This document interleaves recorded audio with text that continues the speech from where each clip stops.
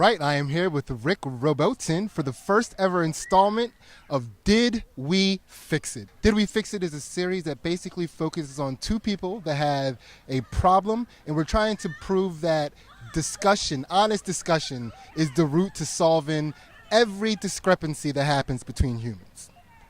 This episode is going to be a special one because at the end of it, Rick and I are going to fight. Stupid. We're not trying to kill each other, but we're going to grapple, and we're going to solve our discrepancy. The rest of the episodes are not going to include fights, so if anybody is discouraged about coming on to it. I get the special one. Yeah. I like that. So, Rick, how would you say we got here today? How did we get here today? Absolutely. There was an incident. I have no qualms about you mentioning anything about the incident. Okay. So you can just...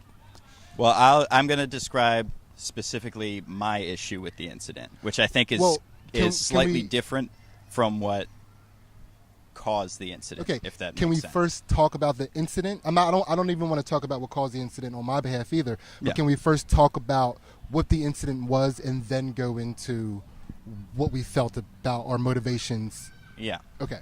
So we were at an open mic together, both stand-up comedians, and your set pretty much started. I forgive me if I'm wrong. I don't know if you did much material in the beginning, but it went right into a call out of other people in the scene. Is that fact important for you? Because I did do at least 3 minutes of material. That is important. Then, Okay, so I don't know if you remember, but I did. I was the joke. drunk. Well, you'll remember this one. I did the joke about because Satoya was wearing a sleeveless shirt. He went on right before me, and I said that his sleeves got their own Tinder account and get more pussy than everybody in this room. I do remember that one. It's a good joke, right? That one. That was a good joke. one. And I also did the joke about like the Bigfoot stuff. Yeah. If you remember that. I right? know. I kind of know the joke. So you're those talking about. so those jokes went about. That was about 3 minutes of material. Fair. Okay. And then I started talking about how I just bought a house and I moved it by myself and now I'm fixing it up with my own hand. It's some manly shit. And Yep. then I used that transition. I transitioned to why I haven't been around recently Okay. and why I haven't addressed. Okay. And then from there. Okay, Yeah. So, And okay. So that's the situation we find ourselves in Yes. during your set. So, but again, it delved right into a call out of other people within the scene, which you told me in person more about after the fact. I don't know how much of that you were trying to bring to the stage. Which is why this episode is about blindly supporting people, right? The danger of blindly supporting people, right? Fair. Okay. But I would say my motivation more so is that we expect better from you as a comic. Okay. Well, This seems to be... You shouldn't. I'm a human like you are. That's fair. No, that's fair. Right? And that's fair. And it's a human thing, but it seems to be, and I think a lot of us are guilty of this on some level, but it seems to be a recurring habit of thinking that the scene is out to get you, or Okay. that's what's... Did I imply that the scene was out to get me last night? It's something that I feel I've seen you But do. did I do that last night? Considering the people that you were calling out are part of a... I mean, but hold on. This is what I want to be careful of, and this is why these discussions don't really go well, and then people end up just circling around each other, is because I feel like we have to be honest, right? Honesty is super important, and if we're not talking through the truth, we're not going to be able to find a reasonable thing that we agree on to move forward, right? Yeah. So if we're not at least acknowledging the basic fundamental truths of a situation, right, then you're only really fighting for a narrative about the situation. Okay? So I feel like right now you're worried about slipping off this narrative about me because last night I wasn't calling out the entire scene. No. And I wasn't expressing... I'm not saying that you were. Yeah, I also wasn't expressing that I felt that the scene was out to get me. Yeah. Okay? Now, do you want to stop there and then address the time you felt that you did see me do that, or do you want to continue with this scene from last night? I'm saying it because it feels like it's a pattern type thing. But which see, I feel is a dangerous pattern and dangerous way of thinking. and is not conducive to your own growth as a comic and as a performer. So now I would ask you, in a reasonable manner, how many incidents would it take for you to feel like you see an established pattern? Well, it's a combination of this incident, I would say, makes 2. Okay, but you already 3 agreed that if I'm talking about another situation. You already agreed that this incident wasn't what you described earlier, which was me expressing that I feel that the comedy scene is out to get me. So we established that this wasn't that. Yeah. Okay, so this one doesn't necessarily count as an established pattern. So the first one you're talking about and the third one that you said not really, I mean, those are kind of important now to break those down and see what happened there, right? Yeah. Okay. I feel that when I say, I don't think that I've necessarily seen you say that the scene is out to get you, and I don't think you necessarily believe that. But that's the premise that upset you, right? Yes. Okay. That's so. That, okay. And just again, like you said, you did 3 minutes of material, and then you're calling out people who aren't even in the room to be called out. At this time. Okay, and weren't at that mic. I don't know if it's fair for you to characterize it as a. I mean, well, let me take that back. It is absolutely fair for you to characterize it as a call out because you don't know the details, right? Yeah. But I would also say that I merely mentioned names. I didn't say anything untrue or negative about any of the people that I mentioned. Is that? See, this is where my memory of the situation is starting to get fuzzy. So I'll admit that. I don't know if you guys realize, but as soon as I mentioned the names and the incident, which what they did to me, she turned the music on, and that's when you and Rachel started yelling. Yeah. So I never said anything. Yeah. I never actually got to say anything other than point out that 2 people on the scene lied about me, put up a post and lied about an incident involving the 3 of us, I would say, and they didn't just mischaracterize, it was a flat out lie. Okay. And that you don't understand, dude, this is like, I feel bad almost because I know you're a good guy and I know you mean well, and like, dude, when you see what you were backing, I think you're going to be shocked. From what I remember of the things you were showing me, I think it was warranted. Okay, I think not even. You didn't even. You saw half. Yes, you saw half. That's fair. I didn't see everything. Saw half. So, and again, this isn't about I love Rick. I love this guy. I've known this guy since he started comedy. I have no ill will towards Rick. My biggest concern is that Rick, you're a person, because you want to do right. Yeah. If you feel like you see wrong, if you feel like enough people have determined that something is wrong, you will lend the sacrifice of your body to that cause. Yeah. Right?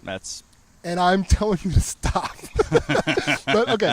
So okay, now let's, if you don't mind, because it's really important, because I just want to see how you this pattern that you see developing, because I know last night when you brought up we were in an alley, we were going to fight in an alley. It was a ridiculous. So when we were in the alley, and then you brought up that incident that happened 8 years ago. Yeah. Right? You said what I said. You said what you thought that I said, what was the narrative back then. Yeah. I said what I actually said, and your eyes lit up. I noticed that. I noticed there was something, there was recollection there. I saw that. And you even, not only did your eyes light up, you even stepped back from, like, I don't want to say you were posturing, but I think you had a lot of confidence about what you saw about that. And when I said what I actually said, I saw your eyes light up, and I saw that confidence, that bravado kind of like leave you. Yeah. So I'm asking, I'm pointing that out because when I said what I actually said, did you realize, did that help you remember that was what I actually said, or were you just considering an alternative to what you remembered? If we're talking about the incident that I think we're talking about, the exchange, yeah. Exchange, because I remember there was one incident that I brought up which was not one that I was present for. Okay, so let's just hash this out. So there was an incident where I was getting in a beef with some comedians. There was a comedian that was doing shows with me and another comedian. We were helping him out. We were getting him shows. He wasn't really getting booked anywhere, and we were taking him with us and getting him work because we thought he was a funny guy with potential. Yeah. And that's I'm not and like I don't again I'm not about throwing people under the bus, right? Yeah. I did find out that he was, because there was some tension between the other comic and some of the people on the scene, like something had just happened between you know. I'll just say, I'm just going to say, this is one of my closest friends. Yeah. There was something that happened between Anton and Chip. Okay. They had like a physical incident Yeah. at Helium. And now all of those people, because they knew I was friends with Anton, they were treating me as if I had the physical incident with Chip. Okay. Right? That's how I saw that situation at the time. Yeah. And then he was taking, because that physical incident just happened, now they were attempting to, not, I don't want to say Chip, but these other people were attempting to now mischaracterize both of us. Yeah. Based off of the conversations that we had going to and coming back from shows, riffing. Like the ridiculous shit that we say, as if it was real normal shit that we were saying. And then they were calling at least me crazy. Okay? So then I called him out on stage. Yeah. And my wording very specifically was, all of you Chip Chantry wannabes, I'm coming for you. But I was only talking to Brendan. I was only talking about Brendan. There was nobody else that I was referring to. Okay. Yeah, I wasn't there for that Okay. incident at all. So that's another. But then Yes. that, in and of itself, you just gave an example of something that I have never heard before. But you brought up exchange, and that's what you brought up last night. You brought up me. But I've heard of other incidents. Okay, that people so have I'd had like with to- you like, that I'd like take to- this same Okay, kind so- of trajectory. So, but with the same trajectory as what I just described to you, or the same trajectory as what you see as me feeling like the scene is against me?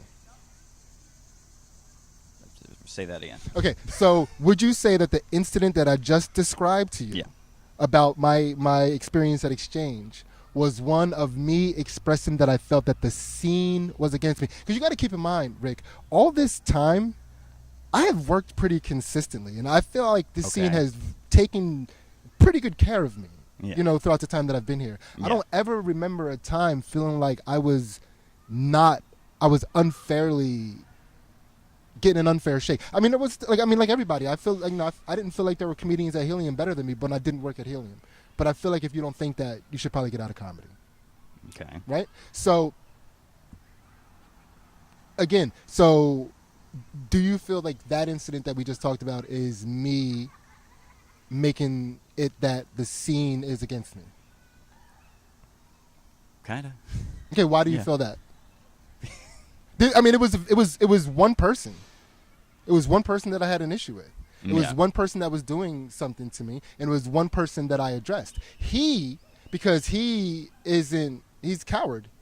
He's not man enough to accept that I was talking directly to him, so he tried to disperse it out to other people because he couldn't handle the direct focus. So he lied. He flat out lied when he mischaracterized what I said. It was a flat out lie. So you do see me calling out one person, though, just so I understand that your logic. You are able to construe addressing one person with an issue that you have with that one person as a person expressing a problem they have with a greater scene. Yes. I think it expresses an inability to play well with others. Okay. Again, let's just. I just need to be very clear about what we're saying.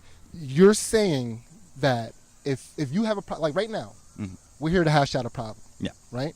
Is this me expressing my problem with the greater scene, or is this me coming here to hash out my problem with you?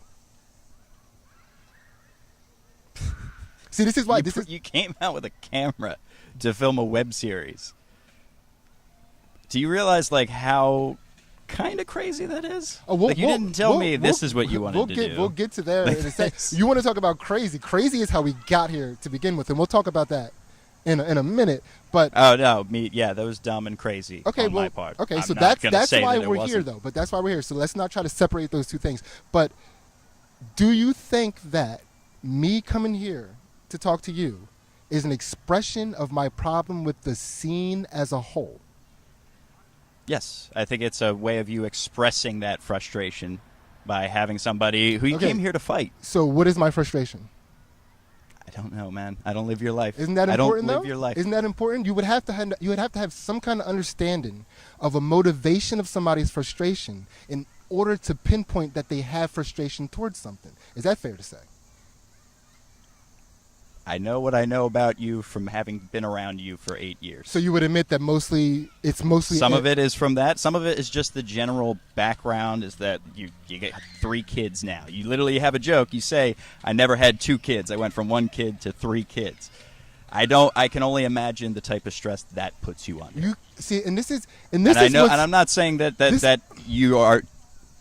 I'm not trying to say that plays into your enjoyment of your life at home. I don't think. Oh no, my life is dope. Yeah, I think your life is probably everybody's great. opinion about my life at home. But I feel like you hear that, Ansley? My life is dope.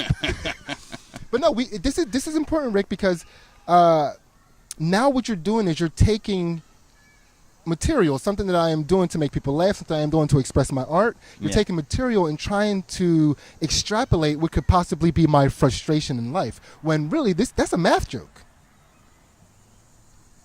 Okay. I mean, it's a simple, it's a very clever math joke if I say so myself. So here's what I feel like is happening, if you don't mind me saying so. Sure. Right? So there is definitely a narrative about me. I don't even would say it's in the greater comedy scene. I think there are a few people that are maybe more of the social justice variety that feel that my what can be considered my conservative leaning viewpoints are a direct affront to their opinion about the way the world should be currently, right? And those people have decided to, for some reason, target me as a bad guy, and I think you are buying into that. I don't know, man. This is. I mean, here's why I say that, because when we actually break down what you see, right, which is my frustration toward the scene, what would my frustration towards the scene even be? Like that's an important thing. Before, like, it's just like. If you say some, like, I can't even think of an example where identifying somebody with a behavior but not understanding or not having a reason for that behavior, right? I can't think of any instance where that is a logical way to not only see somebody but then apply your behaviors towards a person. You came to my house with a camera. We'll get to that in a second. No. Yeah. This is my greater example of I think there's some credence to the belief that you're a little bit crazy, and that you're a little bit of a dick. Whoa! You wanted to. Hold on a second. That is not the issue. Of course I'm crazy. That is not the issue. That is not the issue, Rick. Don't even try to conflate those two. Of course you're crazy. Yeah. We're crazy. Name a person in stand-up comedy that's not crazy. This is a little bit above and beyond right now. You challenged me to a fight last night, Rick. You challenged me to a fight. Okay, we'll get to that. You challenged me. Your exact words. I stood off to the side while you two were having a conversation. I didn't say a word. Let's get I didn't say a word to you in this context, in this situation. You didn't, but we'll get to that in a second. I just stood to the side and you said, I would fuck you up, Rick. That's not what happened. So that's exactly all right. what happened. So now we'll get to that. Right, let's get to that. So we're back at the incident that happened exactly last night, and it was at an open mic. I was calling out 2 people that lied about me on a post, and Rick took offense to it. I'm categorizing. I'm saying it the way you were saying it. I'm not, So yeah. Okay. So I called out 2 people that lied about me on a post. Rick and a friend of his took offense to it. The friend of his, a female, decided she wanted to talk to me about it downstairs, right? In my opinion, when you were yelling while I was on stage, not only was it a blatant affront to the free speech. Oh God. No. Hold on. the free speech that we grant to each other as comics on that stage with a microphone. It is not typical for any comedian to start yelling and screaming to drown out the sound of another comedian on stage. Could you agree with me with that? I would hope that that would happen to me if I did the same But thing. can you agree I with would me that hope that is that- not typical? No, I can't agree with you. So that you that's think not that is a typical thing that happens How to comics? many fights have we seen of comics just yelling off at each other on and off stage? Tell me. I would say none. Fine. You I haven't would say been I've around in seen- a while. I'll let you. Okay, have so that. but okay, well that's fair. I haven't been around in a while, and we have definitely, the scene has definitely taken a trend towards disrespectful language and attacking each other over the slightest perceived slights. Our whole art form is off of disrespectful But- language. Yeah, but let's not we're getting kind of off topic here. So I definitely called somebody out, and I would say that the manner in which you were yelling and screaming was aggressive and threatening. Fair. Right? So you don't even disagree with that. So what do you think the message is being sent when a man is aggressive and threatening towards another man? So you thought I was going to attack you? You thought I was going to rush the Rick, stage? I'm just asking a very simple question. Remember, we agreed to be honest about, and Yeah. then not try to skip to narratives. Okay. We're just I'm asking you, is that what you thought? in the state that you were in the intoxicated state that you were in, knowing that there was another time when you told me that you wanted to fight me. When did I tell you I wanted to fight you or I wanted to train with you? It was no you. I was willing to do that. Okay, And we'll I'm say, willing we'll say to do train. this We'll here. say train. We'll say train. We'll say train. But we both know what training is, right? It's You wanted fighting. to test It's yourself. fighting. You wanted to test yourself, Yeah. and see where you are, where Yeah. I was, right? Yeah. So knowing that, the aggressive manner in which you were doing something that I feel is very unprecedented. It's never happened to me. Nobody has, no comedian, no person on, no audience member either, in the decades plus I've been doing comedy, no comedian has ever jumped up and tried to drown out another comedian on stage. I've never seen that before. That was a very unprecedented thing to me. So that, plus knowing you said you wanted to train with me, plus the threatening and aggressive manner in which you were screaming, what am I to assume, Rick? That I'm just going to attack you? Is that the type of person you see me as? I mean, this is all about the type of person you see me as, but like, before we even get to that, but like, let's just answer the question though. Like, this is an important establishment of logic, right? Because this is, at the end of the day, we're trying to find out who shot JFK, right? Like, where did this start? Where did the gesture of violence begin? And I would say that it started when you were threatening and aggressive towards me while I was on stage. I feel like any time that a man is threatening and aggressive towards another man, especially a smaller man, right? Fair. I think that is an issue. I think that is the aggressive man telling the other man, if you got a problem, here's who you got to fix. Like, I feel like that is a challenge to fight. All right. Okay? So, but how do you view that same thing? Definitely stirring the pot. So I think it's fair. Stirring the I pot. think that's fair. Right? Yeah. So you admit that you stirred the pot while I was still on stage Yeah. in an aggressive, violent manner, right? Yeah. Okay. That So was still words. still words. But the pot has been stirred, and you have already showed to me the manner in which the rest of our interaction was going to proceed and escalate, in my opinion. Is that a fair thing for me to say? That's fair. Okay. So then we go downstairs to hash it out. I was talking to the person that wanted to speak while we were down there, and not even immediately when we were down there, her and I were already talking for quite some time. Not only that, like, we went back and forth because she was going to drink her beer and she was going to not drink her beer, and then she was like, I'm just going to drink it, and she wanted to go over there where we were, where it was quiet instead of. So like a lot of stuff had taken place, and we were having a conversation, and there was nothing aggressive about the conversation we were having. As a matter of fact, she was the one touching me in the conversation, putting her hands on me very condescendingly, and all I did was continue to talk with her. Mm-hmm. You came down, all right, and then do you want to describe what you did? I stood off to the side to watch the conversation. How close off to the side would you say that you stood? A little bit further than we are now. So Maybe this far? about here. All right. Maybe a little bit Oh, further. reach out to me from there. All right. That's how close you were standing? Somewhere about there. Okay. I agree with that. I think after expressing a threatening and aggressive manner, coming down and standing next to me like that was a form of intimidation. Yeah. Okay. And I specifically said to you, Rick, don't stand there trying to intimidate. You said, this is a free place. I can stand where I want. Is that fair? Sure. Okay. So then it's not the case that you stood there and I immediately turned to you and said, I'll fuck you up. That's not the case.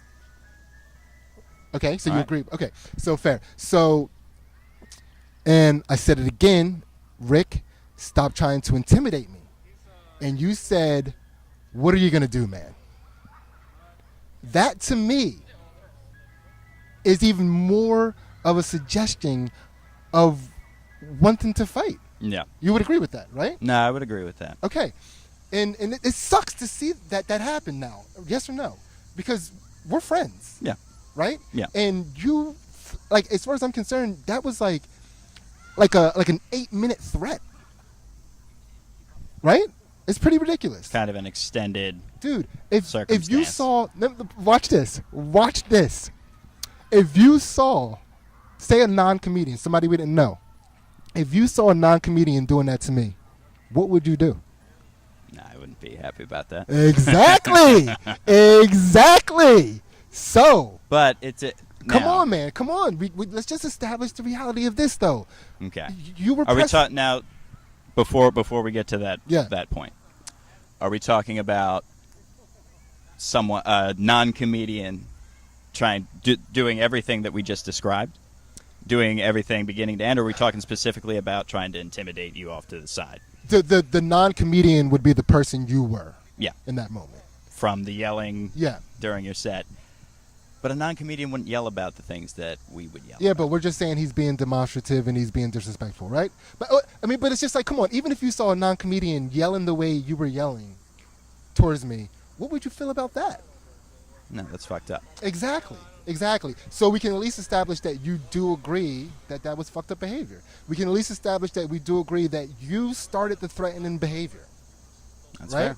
So we, in my opinion, we're here because, and let me tell you why I feel like we're here now, right? Because I can't live in a world where somebody who might be places where I go to do comedy will be and is under the impression that while I'm there, they can threaten me. Yeah. Is that fair? Yeah. Right? And then after that, I feel like you continued to threaten me. When we were upstairs, when you were walking by blowing kisses at me, Yeah. I feel like that was a continued threat. It's an interesting interpretation of that. Okay, so how would you interpret after all that hostility that we just described that you already admitted to, right? Then upstairs, you're walking by, being sure that we're making eye contact Yeah. and blowing kisses at me. How would you describe that? That's definitely a little bit of goading. Right? Yeah. So, can we admit that I did not try to goad you? I think it became a bit mutual. But I will say Definitely. that I started it. Definitely I it will say became that I mutual. It started it. definitely became mutual. Look where we are. Yeah. We're here, right? Of course it became mutual, right? So, I don't even think we need to even get into the details of the situation, right? No. Because you were very honest about exactly what we came here to talk about, which was, and again, blindly jumping on you just went with the majority last night, Rick.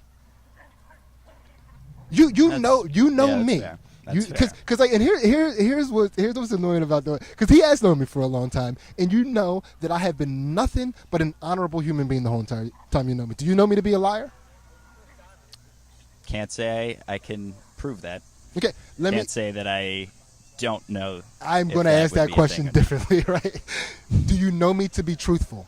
Yes. Okay, so do you know me to be malicious towards people? Have you known me to be malicious towards people? I would say antagonistic. Fuck, I can't disagree with that. All right, hold on. Okay, so, all right, but either way, you know me. Yeah. And you didn't give me the benefit of the doubt when you saw other people rallying against me.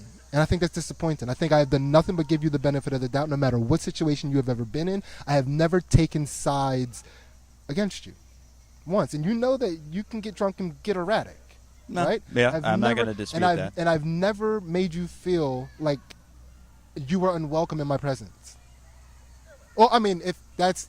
I don't know. As we know each other, but again, it's like a coworker knowing each other. Yeah, well, hold on. No, because best buds. No, that's not even true. So we were closer, and then you went through that transition when you started to kind of like find your sexuality a little more, and we kind of not. It wasn't like on purpose. I wasn't like, but we kind of.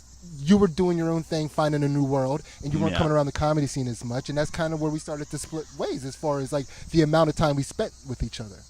Because we were hanging, we hang out with a lot of the same people, yeah. But we also, you and I didn't really. Because you're really trying to backtrack on how much that we engage with each other. Like you're really trying to backtrack off of that. We've had plenty of deep, long conversations. Yeah. Longer conversations that I had with. I don't have long conversations with one person in comedy. Like it's just, to me, it's just like we're doing 5 this minutes. right Yeah, now. 5 minutes here, boom, go to the next. You know what I'm saying? Yeah. It's like so. Yeah. You know, like we've sat down and had long, intimate conversations, expelling our background, like really just opening up to each other and being friends. Like I don't think it's fair to say that we were like, maybe now it's more like a coworker friendship. Yeah. That's not how it started. Yeah. Right?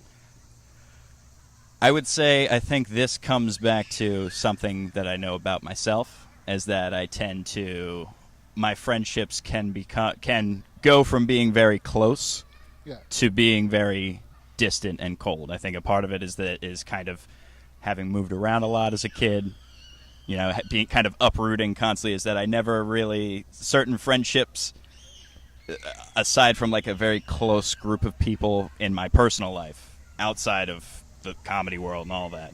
Okay. I can definitely kind of turn off on people, and I think that's something that probably happened here. I think it's something that definitely happened to some extent here. I'm not blaming you for necessarily turning off. All I'm doing is explaining why distance occurred between us, if it did, and why I don't think it's fair to characterize our friendship as a coworker friendship. Now, yes. Yeah. But because it wasn't in the beginning and became that, I don't think it's fair to categorize that as totally what it was. No, I think that's fair, because that's a longer timeline than than the time that we haven't been close, right? Yeah. Seriously. So like, again, and I just want to make sure that we establish like what we basically rooted out in this conversation, right? Yeah. Because I think that because there is a majority casting a narrative about me that I know you know not to be true, but because that majority is doing it, you're backing them and lending the sacrifice of your body to them, and they're not telling the truth. They're blatantly not telling the truth. I mean, that post about me is a lie. Look, I don't know what that one is. We'll talk about that off camera. I don't think we have time to really get into that in this episode. Like, hopefully, though, there is an episode where we can root that out and like get the evidence out there, because I would love to be able to put the actual evidence out there, because, you know, dude, you're gonna hate it. I know you, dude. You're going to hate it. So, anyway, so have we established that it has not been completely factual that I have been consistently lashing out to the scene, or there's a pattern of me lashing out about frustration toward the scene? Yeah. Okay. I think the scene here, it's tricky using that word because it's more of an intangible concept, and I don't necessarily mean it as such. I don't necessarily mean it as the whole, so much as like different areas of it. So that ice cream man, if that ice cream man doesn't stop here, he is not about business. All right, so we did have a little bit of a technical difficulty. The ice cream truck came by, camera shut off. It was crazy. I don't know what happened. Yeah. I really don't know what happened. In the meantime, we discussed some things. I shaved, if you haven't noticed. And so I think what we were doing is going through, we were like kind of like overviewing the three things. Yeah. And the one thing that I was saying is, do you recognize that the narrative of the pattern that you see about me wasn't necessarily the case? Yeah. Okay. No, there's definitely, especially seeing in regards to the incident that sparked all of this. Absolutely. I definitely had bought, even though I didn't know all the details, there were a lot of narratives that kind of, I think, fed into that situation and also fed into just my own opinion going in. And it was definitely a false narrative that I had bought into. Okay, but there's definitely a pattern with me. Like you said, we established already. I'm a loose cannon. Well, the one thing, and this was something that I gathered from people throughout the course of the night, just throughout conversation, is, and now I don't know what your experience was going in, but when you when you got to the mic that night, had anybody brought the incident up to you? Had anybody like made mention of it? Or was it something that you brought up on stage? I brought it up on stage. Nobody had honestly mentioned to me while I was there. Yeah. But it was, I couldn't stop thinking about it as I was talking about working on my house, because working on my house is why I wasn't around. And since I wasn't around, that has been occurring. No, I've definitely been in that kind of way. Oh, shit, the camera turned off real quick. Do we know where Yeah, so I mean, if it all got on there, it was the material that I was doing. The momentum of it took me into what I said on stage. I did not plan on saying that when I got on stage. Yeah. I'll admit that. And I can definitely see, having taken time off and come back and having all this stuff going on, I could say I've been in similar situations, even if not the same. Okay, I can't not ask you this. Like, we've had time. We've honestly, like, so many things that we've actually had a whole day since we started this recording. So we've had time to reflect, basically. So in that time, what do you think about the evidence that I showed you about how Alejandro and Aaron were targeting me? What did you think about that? I definitely think that there is, like I said, kind of a false narrative being pushed in that sense, and kind of some manipulation going on to some extent. Absolutely. I don't know in terms of like a grand chess game, or just kind of incidental oversights and kind of. I don't know. I can't speak to how at the very least, how do you feel like they are representing the truth? I really don't want to be on camera. That's fair. That's fair. That's fair. That's absolutely fair. I would rather be talking in the abstract. Yeah, absolutely, possible. Absolutely. Yeah. So I think that says enough. Yeah. To be honest with you. Yeah. So I guess we fight. I guess we fight. All right. Cool. So from this point, I guess. Well, anyway, let's just wrap this up. So. I'm glad we had an opportunity to have this discussion, because really it's super important to operate within truth. Like, I would have no problem if these people were calling me out for things that I've done and for my actual opinions and for the way that I actually approach life. Yeah. But what they're doing is they're taking a way that they can make me look. Yeah. Doing that and then treating me as if it were true. We can't hurt you this way, so we can hurt you the exactly. other. And that I do see. But to be fair, it's not just with our comedy scene. I think there is a way of talking to each other that is kind of sweeping the general way that we communicate. It's the evils of social media. It's the kind of being able to, it becomes such a sounding board and an echo chamber for your own opinions coming back to you, where it becomes very easy to, again, like we talked about, narratives like fall into this trap of something that's you're reading it, you can't read the intent, you can't, and I think that that's a big factor of where a lot of the misunderstandings came in here as well, is not being able to infer tone through text, through digital images on a screen, and I think that was a big part of where I don't think it's the only factor, but I think it's a big factor in you being represented the way that you have. Okay, so now let's say this, because I think this is very important for the theme of this particular episode. How do you now, having had some time to reflect after everything you've seen evidence-wise, how do you now feel about blindly supporting something and blindly offering up your, like, the sacrifice of your body to something? Oh yeah, I mean I think that speaks more to my own self-destructive tendencies than Absolutely. for blind support. I think that's more of a thing about me, Yeah. more so than necessarily, like I said, like I didn't really know the situation. Absolutely. For me, it was a certain degree of just like, you know, I have been fed this narrative of you being a bully. I see what appears to me to be this bullying behavior, and like if it's going to be on somebody, I'll take it. I feel what you're saying, Which and I is- feel the same way. Yeah. I feel the same way. I feel the same. And do you feel like I'm a bully? Can you at least No. answer that honestly? Do you feel like I'm a bully? No, I don't Okay. feel that you're that way. Cool. All right, this is going to be fun. So again, this was the first episode. None of the other episodes are probably going to end in a fight. Maybe they'll end in some sort of competition. Who knows? This You can this get could arm be wrestling fun. in there. Yeah, it could You be could do a fun. lot of Whatever that person does, who knows? But this is so anyway. We're going to do that part now. Hopefully, while we're grappling, the camera doesn't go off because we never Yeah. know. And hopefully we don't hit the camera. Yeah, no. Well, Yeah. space We won't hit the stays. camera. We won't hit the camera. All right, cool. Let's do this. So.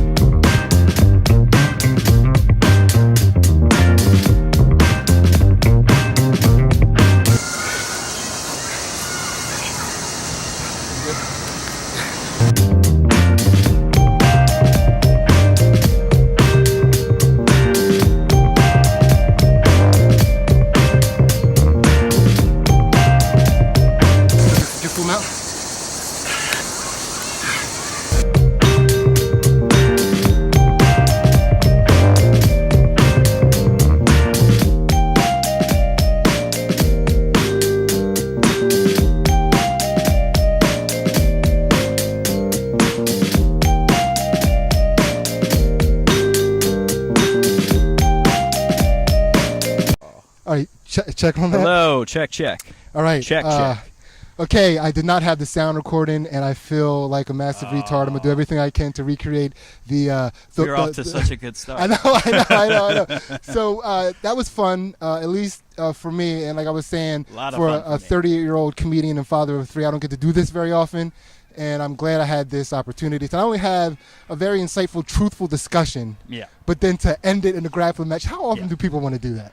I think it needs to happen more often. More often. But I think just as important as the physical releases, I think is the actual intellectual release and meeting each other on the same level to figure out where you're coming from. Yeah. Which I think people, especially as we talked about the social media age, where people are ready to just kind of throw it out to the world and let the consequences kind of escape them. Yeah. I think we did something mature. We accomplished. For as immature as all that was. For two people whose clothes are all stretched out. Yeah, we just did something really mature. So, again, this is the inaugural episode of Did We Fix It? I hope that anybody that has a beef with me, or maybe they have a beef with somebody else and they can't really find a common ground to discuss it, please let me be the conduit, the arbitrator, the mediator between you and truth. And that way you guys can... I didn't have a cool catchphrase. I don't know. But if you want to ask me the question of the title... So here's the question. Rick Robotin, did we fix it? Yes, we did. Absolutely, man. That's awesome. All right. Love you, brother. Thank you so much, guys.